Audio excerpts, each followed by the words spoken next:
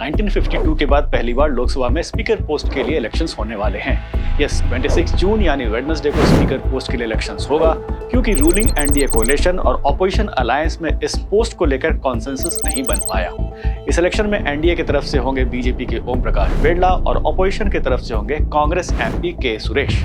ओम प्रकाश बिड़ला पिछले लोकसभा में स्पीकर थे और उधर के सुरेश केरला से 8वीं बार एमपी बन के आए। वैसे अगर नंबर्स को देखा जाए तो ओम प्रकाश बिड़ला आसानी से ये इलेक्शन जीत जाएंगे, क्योंकि बीजेपी लेड अलायंस के पास मेजॉरिटी है। जहां एनडीए के टोटल एमपीज 293 हैं तो इंडिया ब्लॉक के पास 232। तो सवाल है कि जब ये कैलकुलेशन पहले से ही मालूम है तो इस पोस्ट के लिए इलेक्शन करने की जरूरत क्यों पड़ गई। दरअसल बीजेपी ने ऑपोजिशन से स्पीकर पोस्ट के लिए ओम प्रकाश बिड़ला के नाम की सहमति मांगी थी। डिफेंस मिनिस्टर राजनाथ सिंह और पार्लियामेंट्री अफेयर्स मिनिस्टर किरण रिजिजू को ऑपोजिशन ब्लॉक से बात करने के लिए बोला गया था। ऑपोजिशन अलायंस से बात हुई भी थी, पर उनकी एक शर्त थी कि deputy speaker post India alliance का हो। ऑपोजिशन, पूरी ऑपोजिशन ने कहा है, हमने सब के सब से बात की है, पूरी ऑपोजिशन ने कहा है कि हम स्पीकर को सपोर्ट करेंगे, मगर कन्वेंशन ये है कि डेप्यूटी स्पीकर ऑपोजिशन को मिलना चाहिए। राहुल गांधी का कहना है कि कन्वेंशन है कि डिप्टी स्पीकर ऑपोजिशन का होता है, बट ये बात कितनी सही है। अगर पास्ट की बात करें तो 1952 से 1956 में कांग्रेस की गवर्नमेंट थी और डिप्टी स्पीकर थे एम अनंथासय्यम अयंगर, जो कांग्रेस से थे। 56 से 62 तक कांग्रेस की गवर्नमेंट रही और उस समय भी डिप्टी स्पीकर कांग्रेस के हुकुम सिंह रहे। 62 से 67 तक भी एसवी कृष्णमूर्ति राव, जो कि कांग्रेस से ही थे, वो डिप्टी स्पीकर पोस्ट पे थे। इवन इंदिरा गांधी के गवर्नमेंट में भी डिप्टी स्पीकर का पोस्ट आर के खड़िलकर के पास था, जो कि कांग्रेस से थे।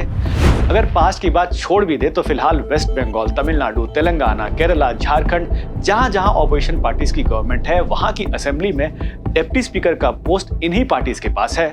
तो फिर कन्वेंशन की बात कहां से आती है? आइए समझते हैं रूल्स क्या कहते हैं और स्पीकर और डिप्टी स्पीकर पोस्ट के लिए हो रहे राजनीति को अपने पॉलिटिकल एडिटर से। एक चीज बताइए पीयूष, ऑपोजिशन को पता है कि उसके पास नंबर नहीं है, फिर भी स्पीकर के इलेक्शन के लिए ये चीजें अभी जारी है। और दूसरी बात, जो राहुल गांधी ने जो एएनआई से बाइट देते हुए, मीडिया से बाइट देते हुए कहा कि एक कन्वेंशन को फॉलो करना चाहिए, वो किस कन्वेंशन की बात करें? ऐसा कोई रूल तो नहीं है कि डिप्टी स्पीकर का जो वो पोस्ट है वो ऑपोजिशन के नेता को दिया जाना है, क्योंकि हिस्ट्री पास्ट में भी ऐसा बहुत कम ही शायद देखने को मिला है। नेहरू जी के टाइम से, इंदिरा गांधी जी के टाइम से डिप्टी स्पीकर का ही पोस्ट जो है वो कांग्रेस के पास ही रहा, जब भी उनकी गवर्नमेंट रही है।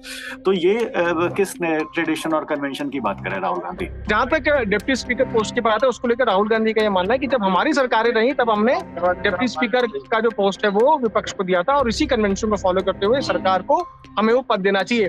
वो इसलिए क्योंकि राहुल गांधी को, विपक्ष को ये लगता है कि इस बार जो है वो काफी स्ट्रांग है। 234 उनकी संख्या है।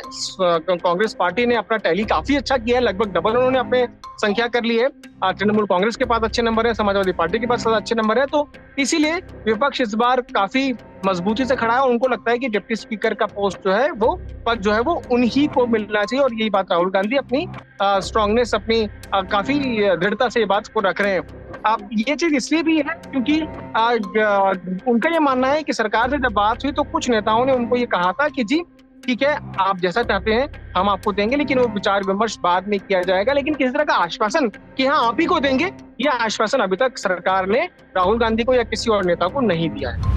पहले ये था कि गवर्नमेंट और अपोजिशन की ये बात होने वाली थी स्पीकर पोस्ट को लेकर के, और राजनाथ सिंह और किरण रिजिजू को भेजा भी गया था अपोजिशन नेताओं से बात करने के लिए। फिर टॉक्स कहाँ फेल हो गई और क्यों स्पीकर के इलेक्शंस की बात आ गई? जी, ये देखिए, इन सब की शुरुआत जो है कल से ही हो गई थी। कल ही किरण रिजिजू और राजनाथ सिंह को जिम्मेदारी दी गई थी कि वो ओपोजिशन के नेता उनसे बात करें, उनको साधें, उनको समझाएं कि लोकसभा स्पीकर का चुनाव जो है उसमें किस तरह की कोई बाधा क्रिएट ना हो। और ऐसा हुआ भी।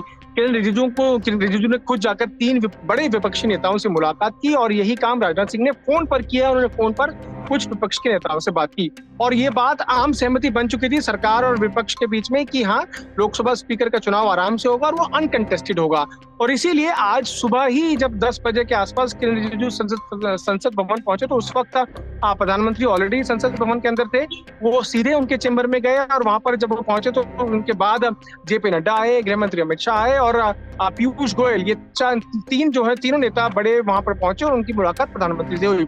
उसी मुलाकात में ये चीज तय हो गया था, इस चीज को लेकर कंफर्मेशन आ गया था कि अगले जो लोकसभा स्पीकर के कैंडिडेट होंगे एनडीए की तरफ से वो ओम बिरला होंगे।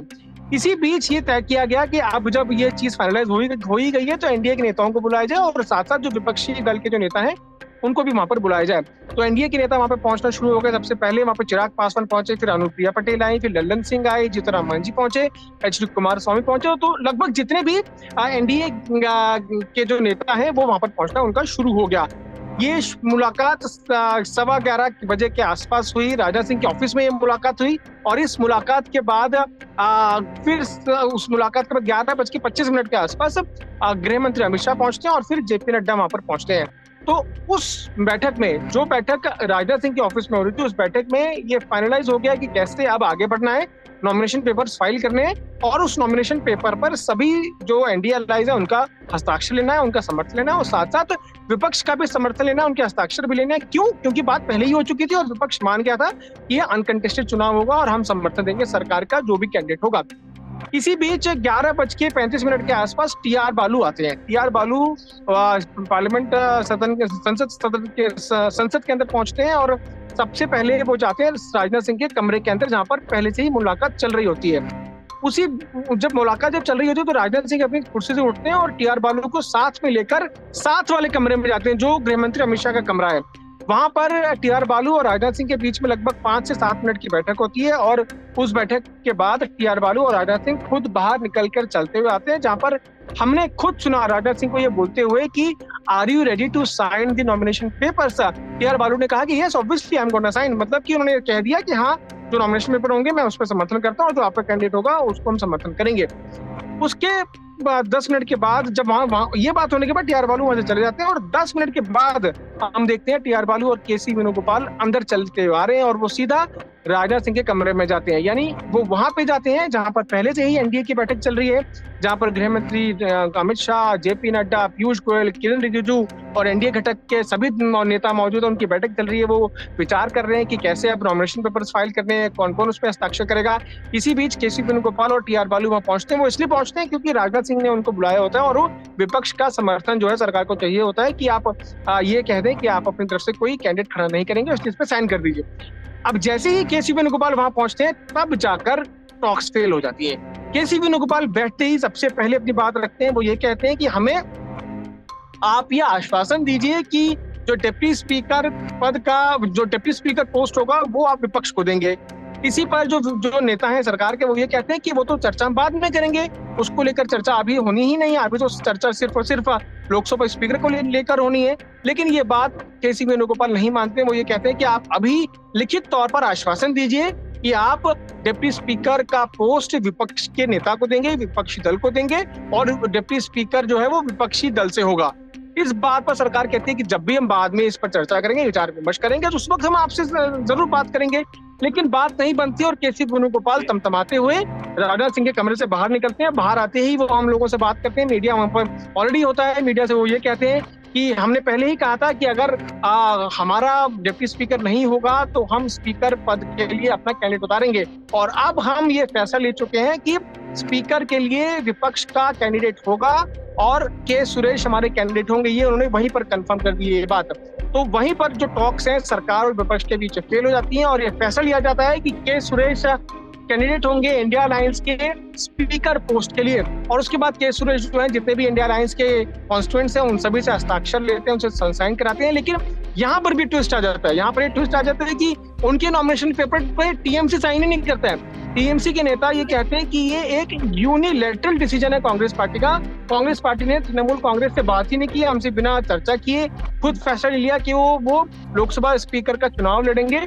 और अभी कुछ देर पहले ही अभिषेक बनर्जी ने दरअसल ऑफिशियल बाइट भी दी है जिसमें उन्होंने ये कहा कि it was an unilateral decision taken by the Congress party and unfortunately they did not consult with us, they did not talk to us. Okay, ठीक है। Thank you Piyush, thank you आपकी जानकारी के लिए। Thank you.